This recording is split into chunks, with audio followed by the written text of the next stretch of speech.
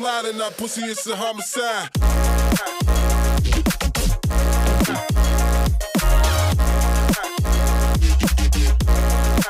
It's a homicide.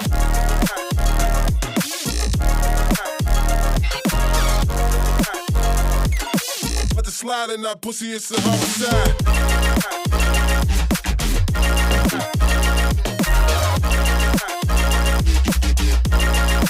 It's a homicide.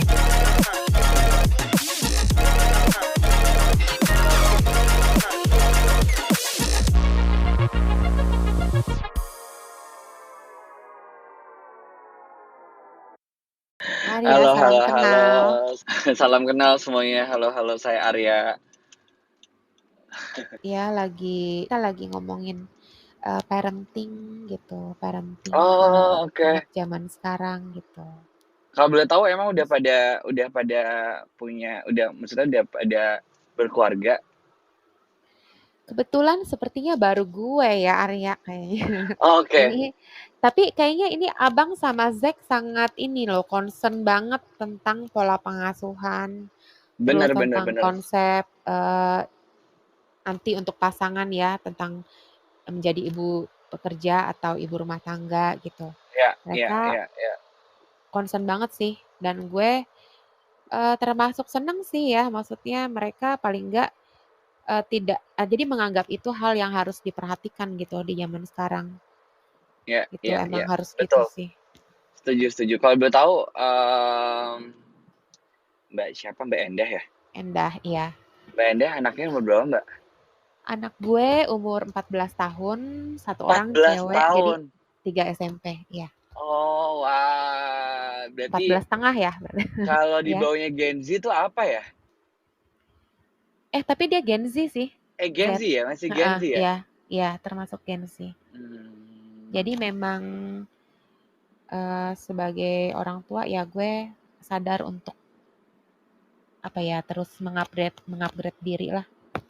Gitu. Emang sih ya, dengan perkembangannya sekarang anak-anak kan bacaannya juga lebih, karena aku percaya banget 14 tahun di umur aku sama 14 tahun di umur mereka sekarang dengan bacaannya begitu banyak sih, udah nggak terlalu banyak hal yang tabu sebenarnya gitu kan, pasti mereka juga udah bisa nyari sendiri sebenarnya gitu kan. Cuman aku nggak tahu deh, maksudnya kadang-kadang kan kita juga ada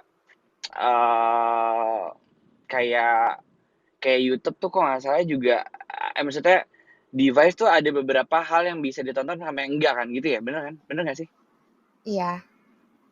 Iya kan? Tapi maksudnya aku nggak tahu kalau dari Mbak Enda sendiri dengan anak 14 tahun umurnya, dan satu umur berapa, Mbak? Kenapa? Anaknya 14 Satunya? tahun. Oh, baru satu Cuma emang satu, anaknya? iya. Oh, cuma Emang satu. cuma satu jadinya. Oh. Kurang ya? Okay. Enggak sih, nggak apa, satu aja cukup kayaknya. Iya. Kayak aku juga maksudnya, karena anak sekarang tuh, aku tuh juga kebetulan ponak-ponakan aku kan juga ada yang umur segitu ya gitu. Jadi cara mereka berbicara, cara mereka membawa diri mereka tuh, aku cukup takjub sih. Maksudnya cukup kaget gitu. Kayak sekarang tuh, kalau di zaman sekarang tuh, ini salah satu contoh aja, mungkin kalau ngomongin ini kan luas banget ya gitu. Tapi kalau ngomongin sehal sesimpel, anak sekarang tuh ngomong mental health, ngomongin tentang isu-isu being mental health tuh bisa jadi sesuatu yang cool gitu. Nggak tahu, itu aneh banget sih.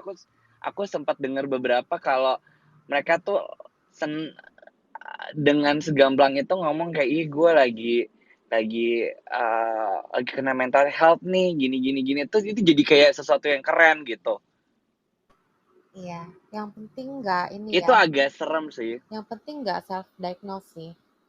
Kadang-kadang Itu juga dia. ada Itu yang dia. self-diagnose. Karena ada ngerasa kayak zaman kita kan mungkin bully udah ada ya gitu. Cuman sekarang kan dengan perkembangannya, dengan bacaannya gitu, kalau bahwa bully tuh nggak bener gitu. Sebenarnya kalau bully kan sebenarnya nggak pernah ya maksudnya dibenarkan juga. Cuman kalau di zaman kita dulu kan, karena bacaan sosial medianya juga, atau maksudnya bacaannya juga nggak sebanyak itu yang kita bisa ketahui ya gitu. Jadi Kalau sekarang kan apa-apa bisa kita laporin, apa-apa tuh gini-gini. Nah, sekarang kalau dulu kan ya dipendam gitu. Jadi aku ngerasa mental aku sama mental anak sekarang tuh justru lebih kuat gitu. Lebih lebih apa namanya, bukan karena akhirnya memendam sesuatu, cuman akhirnya jadi punya Merasa sikap. lebih tahan banting gitu kali ya, Iya, kalau orang gitu. suka bilang. Heeh. Dengan aku juga beberapa kali nih ngelihat anak-anak Gen Z ini aku ketemu gitu ya, mereka kan juga sekarang udah ada yang bekerja ya, mmm, itu challenging juga sih, maksudnya menghadapi mereka dengan anaknya nggak bisa terlalu dapat sesuatu yang Tekanan. verbal, langsung tuh nggak Oh, bisa gitu. iya. Langsung depresi, langsung kayak bawaannya pengen cabut, pengen ini gitu, langsung ngerasa kayaknya kayaknya gue nggak cocok di kerjaan ini. Itu tuh it happen gitu. Karena menurut aku memang di anak sekarang nih, anak-anak yang sekarang ini gitu, eee, pekerjaannya kan juga makin banyak ya. Beda kayak zaman aku dulu tuh, aku tuh nggak ada jadi kayak content creator sekarang gitu, jadi YouTuber bisa menjadi salah satu, profesi yang menarik gitu, kalau di industri aku ya gitu. Maksudnya, banyak layer-layer yang baru-baru muncul-muncul nih gitu, nama-nama yang, oh ternyata kalau dulu tuh mungkin aku bisa ngerjain 10 bidang ini, gitu. Kalau sekarang tuh 10 bidang ini menjadi satu gitu. Dan lapangan kerjanya mungkin juga banyak, akhirnya mereka juga kalau ngerasa nggak secure, nggak ngerasa kayaknya gue nggak, apa namanya, nggak cocok di bidang ini, terus makin makin seenaknya segampangnya langsung pindah gitu misalnya gitu. Iya sih, kayak, Problem sih, lebih emang banyak emang pilihan ya, dan membuat memang mereka peran orang tua di sini tuh membuat anaknya untuk punya jiwa fight yang besar tuh memang harus sih. Karena iya, kalau aku nggak ngeliat anak-anak sekarang punya jiwa fight yang besar soalnya gitu. sekarang itu istilah jakselnya resilience, Arya. Iya iya iya, Heeh, betul gitu. betul. Sebenarnya gini, ini opini aku sih ya, opini gue. Heeh, Sekarang itu zaman yang istilahnya cukup mudah gitu. Segala ada, tinggal lu maunya apa gitu kan. Kayak dunia tuh udah berkembang segitu cepatnya, jadi lu punya banyak pilihan. Terus juga pandangan-pandangan orang lebih terbuka dengan banyak hal. Jadi kayak tinggal lu aja pilihnya mana gitu. mhm, Tapi di satu sisi dengan zaman yang serba cepat itu juga bikin kayak mereka kan hidup memang udah di zaman yang serba cepat ya. Jadi iya, instan. bikin lebih multitasking dan segala macam itu lebih apa exhausted ya bahasa jakselnya kan. Ini Iya kita lagi iya jadi iya, ya betul. jadi kayak di satu sisi itu jadi mudah tapi di sisi lain bahayanya gitu. Nggak siap, Dengan multitasking dan segala macam kecepatan itu iya bikin overwhelm gitu. iya Ya kan? iya, Gue jadi anak jaksel. Terus bener. sama sekarang sosial media secara nggak sadar walaupun gitu ya kayak ini nggak usah contoh orang lah, contoh gue aja, gue termasuk orang yang cuek. Tapi jadi kalau ketika gue ngeliat sosial media orang mungkin show off atau memang sharing apa gitu yang kesukaannya dia yang bikin happy, gue itu tipe orang yang cuek. Jadi kalau misal orang sharing itu malah gue mikir gini, oh kayak gitu ya, oh gue belum pernah ke situ tuh, oh berarti kayak gini ya. Sedangkan mungkin ada orang lain yang berpikirannya lebih cepat untuk ngerasa membandingkan ke diri sendiri gitu, Mhm, gitu kan. betul Jadi itu pengaruh sosmed juga luar biasa sih. betul Belum betul lagi betul kayak komen-komen betul. orang tuh kayak Likes, bebas-bebas banget gitu, nggak iya difilter gitu kan. Ya likes, iya, ya jumlah likes. emang. Gue Kalau aja mungkin gitu loh. heeh, Ya silakan gimana aja. Mbak? Nggak Ya apa gimana maksudnya gimana? tipe gue yang cuek aja. Pernah loh gitu, seiring berjalannya waktu gitu kalau terlalu lama screen time gue, kok jadi kepikirnya, yang kayak kok mulai kepikir hal-hal yang sebenarnya biasanya gue nggak pernah pikir gitu. Jadi ya itu, karena karakter gue begini ya jadi gue cara mempertahankan maintain diri gue adalah, oh berarti gue nggak boleh screen time-nya kelamaan nih. Yang Ya, tadinya gue nggak kepikir, akhirnya bisa kepikir gitu. ya, Nah, jadi ya itu PR banget sih kalau untuk anak zaman sekarang ya, yang udah mm-mm, serba mm-mm, gadget, serba dunia banget, benar-benar udah dalam genggaman tangan gitu kan. banget. Dan rasa kepemilikannya tuh jadi makin serem kayak sekarang gini. Anak tuh kayak aku tuh ngobrol sama anak Gen Z gitu ya. Kalau dulu tuh ya, kalau menurut aku tuh kayak lo kerja lo mau bikin lo mau apa gitu. Mereka tuh bingung gitu. Kalau aku tuh dulu kerja tuh kebutuhan hal yang paling dari yang premier sampai sekunder sampai apa nih yang mau gue achieve gitu. Kalau sekarang tuh mereka sih misalnya dia tiba-tiba bilang kayak mau beli mobil mungkin ngapain beli mobil udah ada Grab. Jadi kayak emang tools-tools ini tuh sangat memudahkan mereka. Kalau misalnya mungkin teman-teman di sini ada yang nonton Social Dilemma di Netflix, Oh iya, itu dokumen. aku sangat ketampar sekali dan aku mengharapkan anak-anak sekarang tuh pada nonton itu sebenarnya. Dimana para kreatornya apa namanya Facebook, Instagram, mereka bikin bikin apa namanya ya bikin likes, terus bikin komen, bikin apa dan mereka kan awal tujuannya sebenarnya nggak untuk itu kan gitu. Jadi terus ternyata mereka nggak mikir dampak besarnya tuh dari suatu likes tuh apa gitu, komen tuh apa dengan perkembangan anak-anak sekarang ya gitu. Social Dilemma tuh satu satu apa ya tontonan yang menurut aku bagus banget sih. Banyak sih sebenarnya tonton-tontonan dokumenter-dokumenter yang model-model begitu ya gitu. Cuman apakah nggak tahu anak-anak sekarang tuh kayak bisa ada nggak pedulinya gitu. Ngapain gitu? Nggak peduli gue gitu. Kayak aku ngobrol sama ponakan aku, mereka nggak ngerti sesimpel lagu-lagu daerah tuh mereka udah nggak tahu gitu. Mereka cuma tahu tuh aku pernah ngobrol ini sebenarnya di room sama Zak waktu itu bagaimana udah ada perkembangan teknologi semakin besar, penjajahan lewat budaya pop culture juga makin gila gitu. Jadi identitasnya jadi makin makin udah udah berantakan gitu. Jadi udah jati diri manusia itu juga makin susah gitu ditambah jati bangsanya juga udah apa ya jadi kayak nggak sedih gitu maksudnya lo lebih ngerti budaya luar ketimbang budaya kita sendiri gitu. Iya, yang Arya bilang bener sih, kayak contohnya ya, eh nih kayak anak gue ikut dengerin nih. Itu lagu-lagu daerah nggak seperti zaman gue dulu hafal banget lagu-lagu daerah, lagu wajib nasional ya kan, Mm-mm, mm-mm, gitu. Cuma ya balik lagi sih memang em, peranan orang tua sih memang sangat besar ya. Jadi mm-mm, walaupun mungkin nggak bisa sama gitu cara ngedidik anaknya dengan zaman kita dulu gitu. Gua mm-mm, nggak bisa misalnya, Brit, ini lo harus tahu lagu daerah ini nih. Itu kan nggak bisa ya. Karena dia sendiri punya kesibukan sendiri, punya ini sendiri, itu sendiri. Paling kadang-kadang kalau pas dia lagi ada tugas atau apa, ya udah. Jadi kayak kita ngobrol kayak supaya memperkaya, oh ini ada lagu ini, ada lagu ini yang kayak apa sih? Walaupun ya istilahnya kasih tambahan dikit-dikit lah gitu. Ya lebih yang simpel-simpelnya sih gitu sih Arya.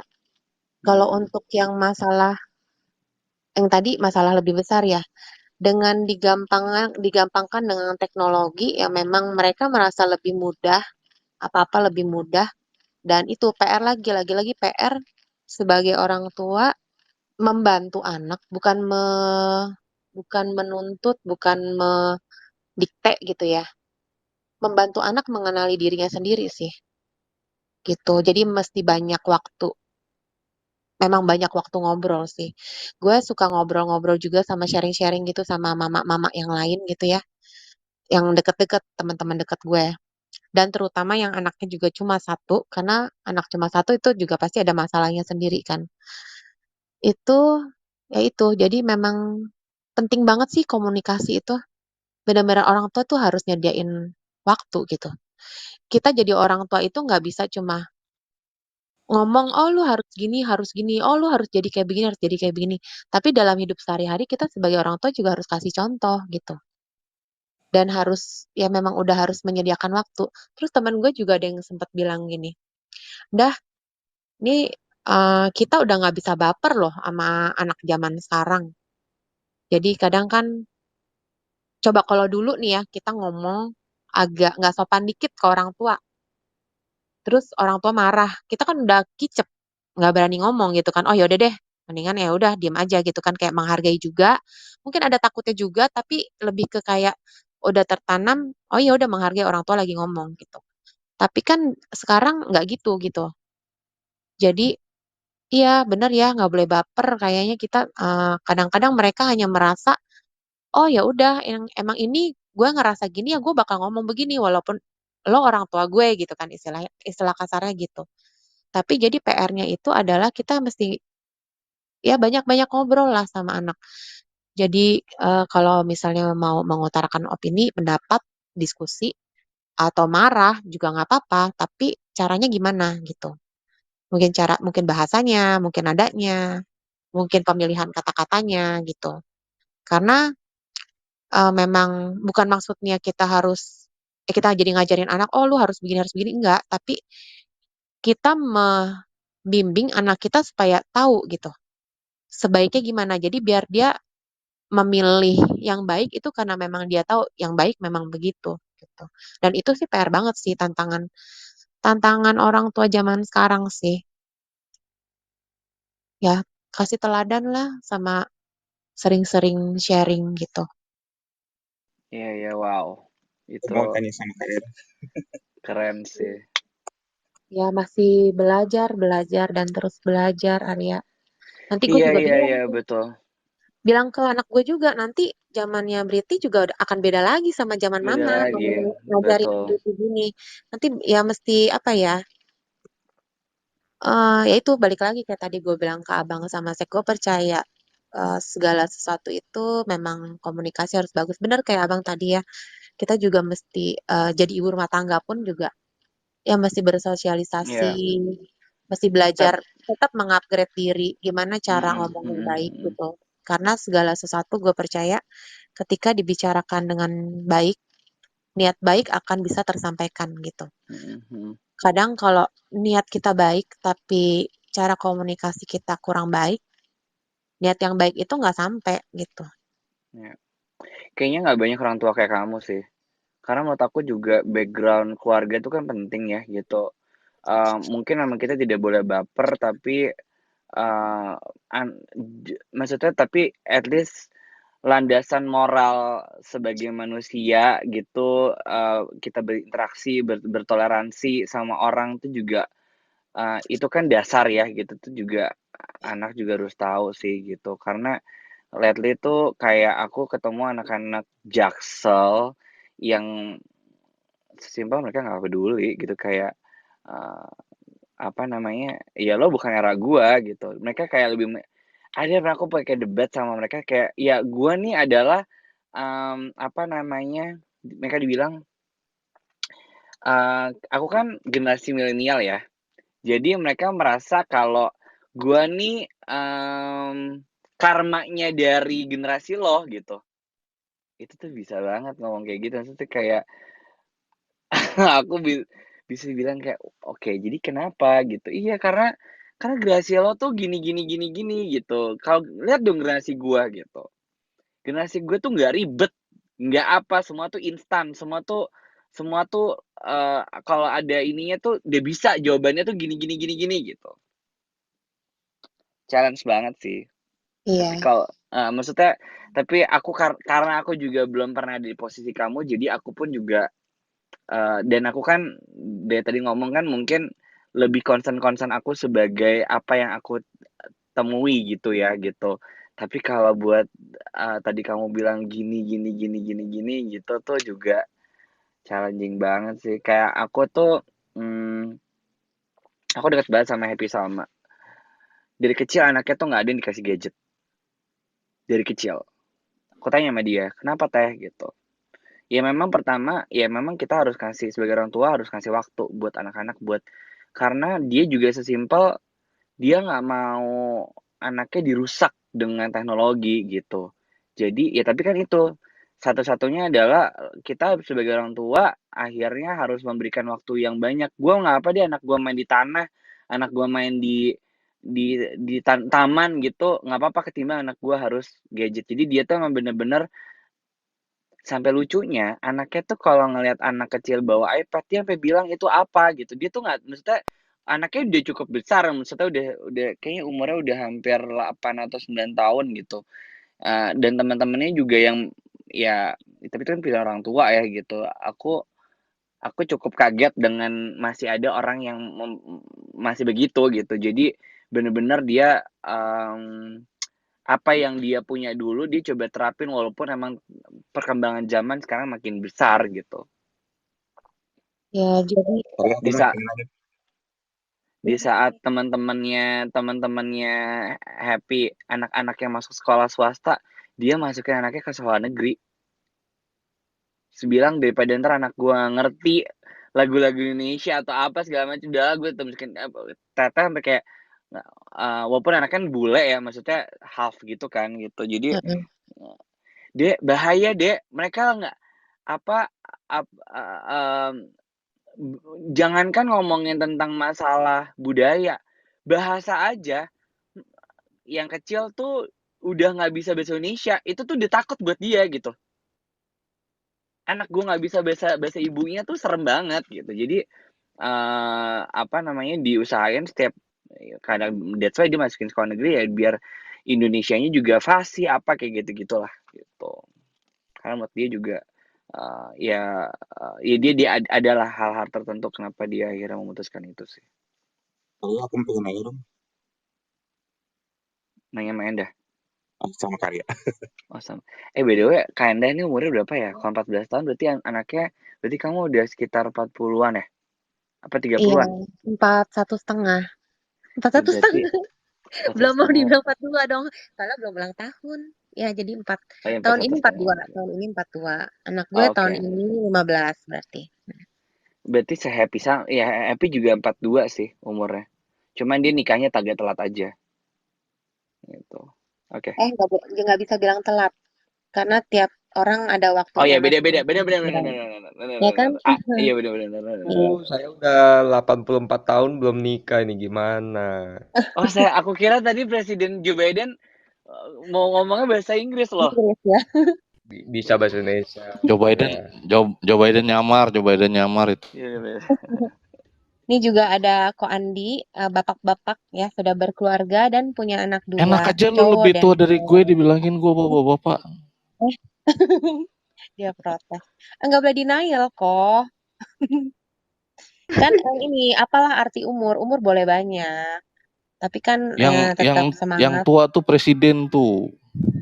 Oh iya itu lebih tua lagi sih. Oh iya Zack tadi mau tanya apa ya ke Arya? Silakan.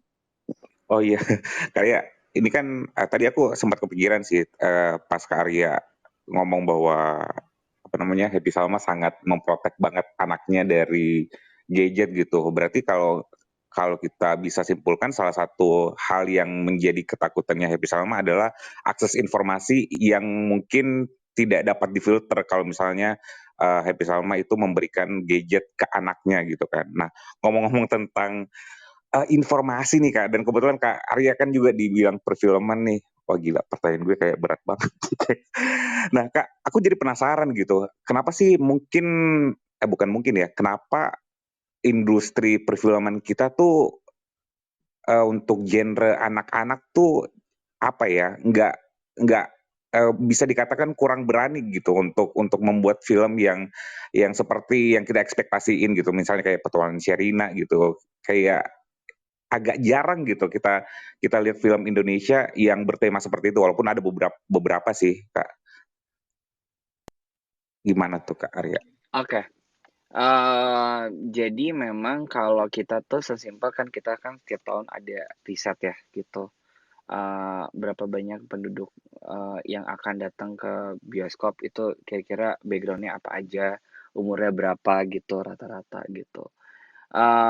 Memang, kenapa kita jarang sebenarnya bukan jarang sih, emang, fokusnya produser-produser ini tuh yang film-film bertemakan anak-anak memang nggak banyak dan rata-rata, mmm, kalau di Indonesia sendiri, eee, biasanya kan memang orang tuanya ya gitu, orang tuanya tuh rata-rata kan memang yang akan membawa anaknya ke bioskop gitu dan biasanya emang tontonannya tuh, mmm, gimana ya, aku tuh kemarin juga sempat ngobrol tentang ini gara-gara aku tuh suka banget sama filmnya si Visinema yang Nusa.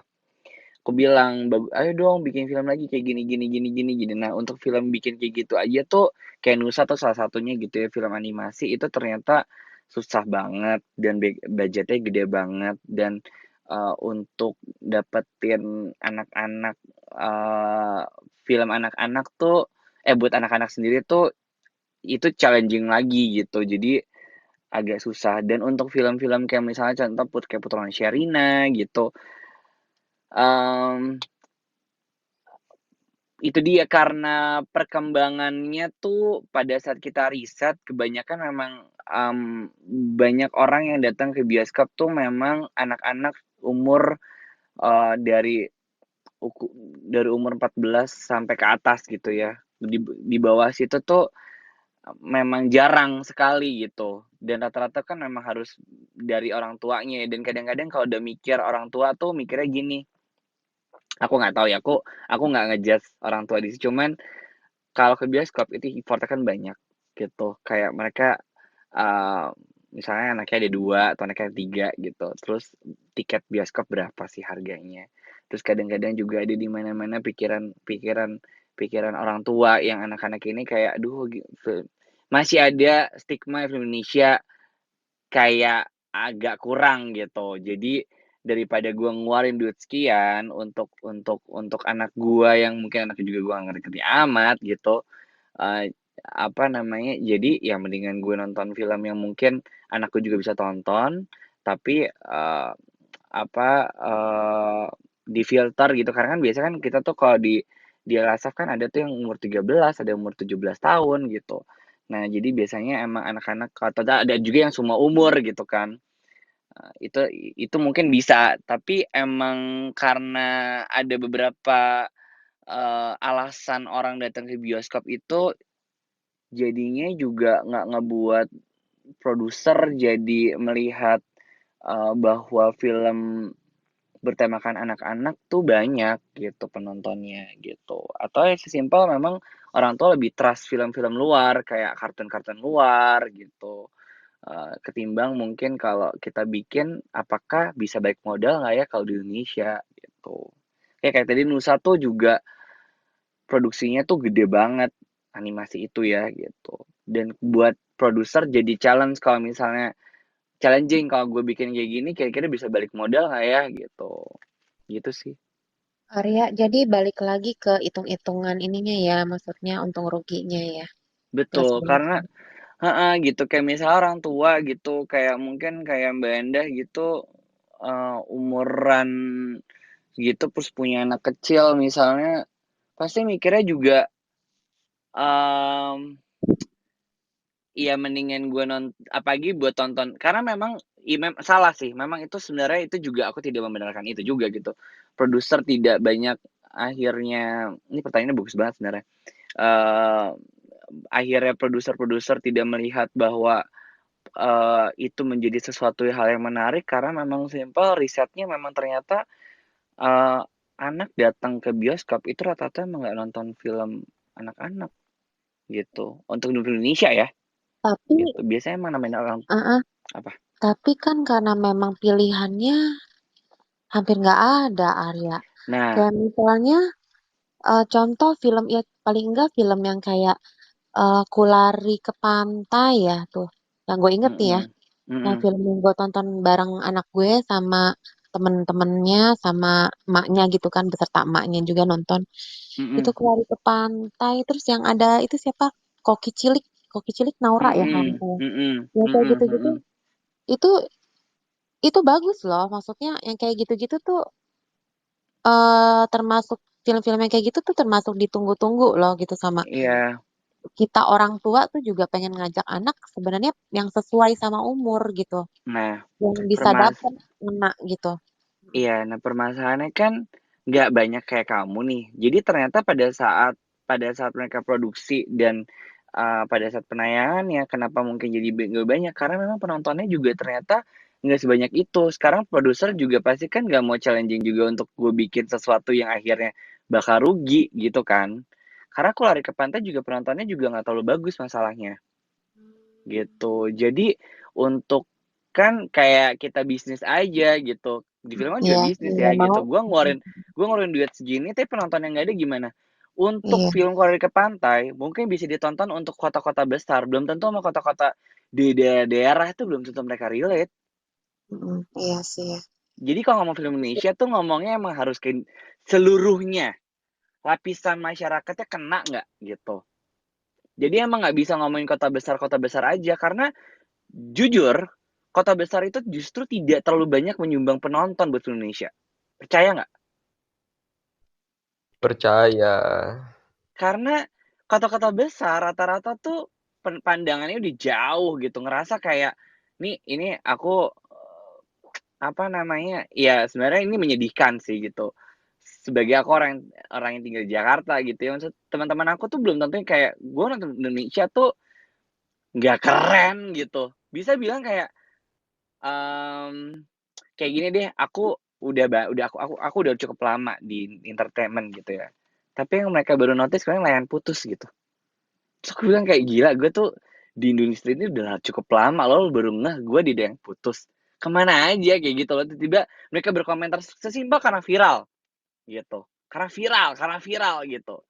Tapi kalau misalnya banyak loh film Indonesia yang nggak viral tapi bagus gitu. Tapi nggak ditonton. Jadi emang ternyata, riset jadi kita tuh emang dari produser itu tuh memang setiap tahun tuh ada, apa namanya, memang ada badan surveinya kayak paling banyak di mana yang nonton gitu. Surprising paling banyak itu nonton tuh salah satu kota besar itu dari Makassar, itu banyak banget penontonnya. Padahal di sana bioskopnya tuh dikit banget gitu. Dan untuk sebenarnya culture apa segala macam kan lumayan jauh ya sebenarnya. Maksudnya kalau kita ngomong kayak model-model kayak ke pantai apa segala macam, belum tentu bisa relate sama mereka juga gitu. Tapi apresiasinya ternyata besar sekali gitu. Jadi aku seneng banget dengan model Mbak Endah yang bilang, "Iya, kalau di pantai bagus banget, banyak banget pesan-pesannya gini gini gini." Kayak kita juga ngomong misalnya contoh film-filmnya Ko Ernest yang ngomong tentang ya kayak Cek Toko Sebelah gitu kan. Itu kan drama keluarga ya gitu. Tapi nggak banyak juga orang yang kayak Ernest bisa bikin bikin film dengan penontonnya juga bagus gitu misalnya. Atau enggak kayak Keluarga Cemara kemarin gitu. Sekarang mereka bikin lagi Keluarga Cemara kedua gitu. Tapi itu Oh udah, udah ada bentar yang lagi kedua kayaknya ya? ada yang Oh, kedua, ada yang aku kedua. nonton sih, heeh, Keluarga Cemara. Gitu. Nanti sih kayak kalau nggak salah sih kayaknya harusnya tahun ini sih keluar. Yang bikin Ismail Basbet bukan Yandi lagi, kalau tahun itu kan Yandi saudaranya, sekarang ini si Ismail Basbet yang bikin. Tapi PH-nya tetap sama Visinema. Jadi emang nggak banyak production house di Indonesia, produser yang membuat film bertemakan kanak-kanak gitu. Ya sesimpel karena itu gitu. Karena perhatiin deh kalau misalnya nonton film-film bertemakan anak-anak itu biasanya memang PH-nya pernah membuat film anak-anak yang hits. Kayak misalnya Miles pernah bikin Pertolongan Sherina, makanya dibikin lagi mungkin Korea ke Pantai gitu. Atau dulu dia pernah bikin Laskar Pelangi meledak juga gitu kan. Eh, tapi itu mereka bisa bikinnya nggak yang yearly tiap tahun ada gitu. Karena kan yang perkembangan zaman kan juga permintaan penonton juga berbeda-beda gitu. Kita tuh nggak banyak banget penonton masalahnya. Penonton paling besar itu tuh adalah dari genre horor, itu paling besar gitu. Jadi akhirnya kenapa produser jadi banyakan, "Udah deh kita bikin film horor aja," mau horor horor yang nggak masuk akal, yang sampai masuk akal tuh ya ya mereka karena pasarnya besar banget gitu. Susah sih, masalah penontonnya emang nggak ada sih masalahnya. Aku Nggak jamin banyak ya. gitu. Mhm. Jadi gini loh, Nda. Film Iya. anak-anak itu butuh produser-produser idealis atau punya misi. Sedangkan produser-produser itu rata-rata komersialis, realistis. Jadi resikonya sangat besar gitu kan buat melakukan produksi film yang lagi nggak tren gitu. Karena nggak cuma di Indonesia, di luar negeri juga kan ngikutin tren, lagi ramenya apa bikinnya film itu, semua jenisnya sama gitu. Yang lagi rame apa itu yang dibikin. Sama zaman sekarang kan orang punya pilihan nggak cuma ke bioskop, pada streaming service dan lain-lain gitu. Kan banyak juga yang bikin filmnya langsung untuk ke streaming service kan. Apalagi kalau zaman pandemi gini. Jadi memang ya susah ndak. Opsinya banyak, anak-anak zaman sekarang udah nggak banyak yang suka lihat ke bioskop, butuh waktu berjam-jam begitu diem gitu kan, karena mereka pegang gadget masing-masing gitu kan, yang bisa buka apapun yang mereka mau gitu.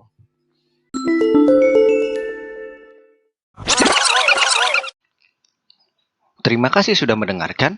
Silahkan follow dan subscribe sosial media saya supaya kalian tidak ketinggalan cerita menarik dari saya dan kawan-kawan mengenai Peculiar Path, sebuah seni belajar dari kesalahan online karena kita tidak mungkin memiliki waktu untuk mengalami semua kesalahan orang lain.